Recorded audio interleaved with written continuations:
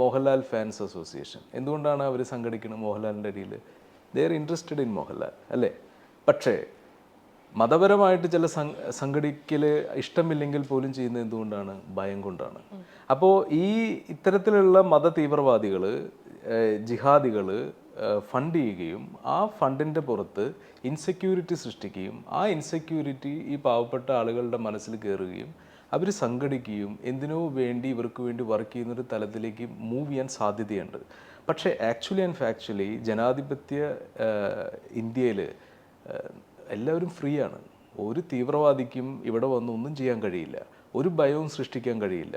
നമ്മുടെ law and order system ആയാലും Indian military system ആയാലും നമ്മുടെ ഡിഫൻസ് സിസ്റ്റം ആയാലും ഭയങ്കര പവർഫുള്ളാണ്.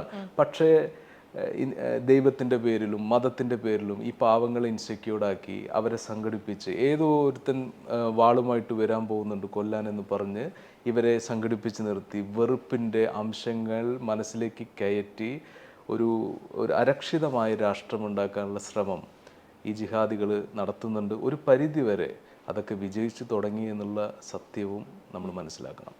അത് ഒരു വാള് കൊണ്ടോ, ഞാനിപ്പോൾ എടുത്തു പറയുകയാണെങ്കിൽ പല തീവ്രവാദ സംഘടനകളിലും മറ്റ് മതസ്ഥർക്ക് പണം കൊടുത്തുകൊണ്ട് മെമ്പർഷിപ്പ് കൊടുക്കുന്നുണ്ട്.